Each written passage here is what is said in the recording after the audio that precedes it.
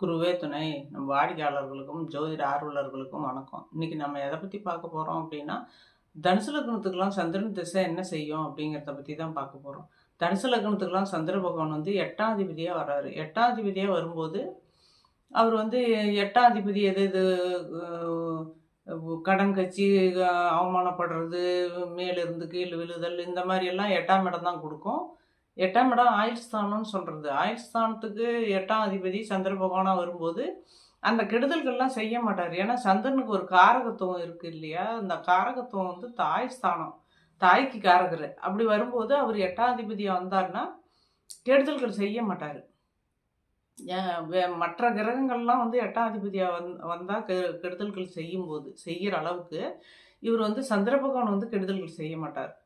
ஏன்னா, ஒரு தாய்க்கு காரகரா வரும்போது, அவர் 8ஆம் அதிபதியா வந்தாலும் நன்மை தான் செய்வாரு. அதனால தனுசு லக்னத்துக்குலாம் வந்து சந்திர பகவான் வந்து நல்ல 3, 6, 8, 12ல இருந்தாருன்னா, கொஞ்சம் சிக்கல்கள், கெடுதல்கள் செய்யறதுக்கு வாய்ப்பு வரும். ஏதாவது பாவகிரகத்தின் தொடர்போடு தொடர்போடு இருந்தா அப்படியே இருந்தாலும், அந்த பெரிய லெவல்ல கெடுதல் செஞ்சு அவமானப்படுற அளவுக்குலாம் கொண்டு வர மாட்டாரு. ஒரு தாய் என்ன ஒரு குழந்தைக்கு செய்வாங்களோ, அது மாரி வந்து நன்மை தான் செய்வாரு. கெடுதல் செய்ய மாட்டாரு. அதே மாதிரி லக்னத்துல இருந்தாலும் 1, 4, 7, 10ல இருந்தாலும் அதிகப்படியான கெடுதல்கள் அந்த தசையில செய்ய மாட்டாரு. 1, 5, 9ல இருந்தாலும் செய்ய மாட்டாரு. 4ஆம் இடத்துல மட்டும் இருக்கக்கூடாது. ஏன்னா 8ஆம் அதிபதியா வரும்போது, தாய்க்கு காரகரா வரும்போது, அந்த தாய் ஸ்தானத்துல இருக்கக்கூடாது. தாய் ஸ்தானத்துல இருந்தாருன்னா, தாய்க்கு வந்து கெடுதல்கள் செய்யறதுக்கு உண்டான வாய்ப்பு வந்து குடுக்கும் அந்த திசையில. 4ஆம் இடம் தாய் ஸ்தானத்துல இருக்கக்கூடாது. மற்ற இடத்துல எங்க இருந்தாலும் திசையில வந்து பெரிய லெவல்ல வந்து கெடுதல்கள் செய்ய மாட்டாரு. பாவகிரகத்தின் தொடர்பு இல்லாம இருந்தா பிரச்சனை இல்ல. பாவகிரகத்தின் தொடர்பு இருந்தா மட்டும்தான் மனச கெடுக்க செய்வாரு. மனநலம் வந்து சந்திரன் வந்து மனசுக்கும் காரகரா வராரு.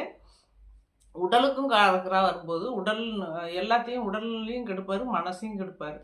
சந்திர பகவான் அந்த தசை வரும்போது, பாவகிரகத்தின் தொடர்போடு இருக்கும்போது, அல்லது சுபகிரகத்தின் தொடர்போடு இருந்தாருன்னா, எந்த கெடுதலும் செய்ய மாட்டார். நல்லாவே இருக்கும். 8ஆம் அதிபதியா வந்தாலும், ஆயுசு நல்லா வளரும். அதனால தனுசு லக்னக்காரருக்குலாம் ரொம்ப ரொம்ப நல்லா இருக்கு. வாழ்த்துக்கள். வீடியோ பிடிச்சிருந்தா சப்ஸ்கிரைப் பண்ணுங்க, லைக் பண்ணுங்க.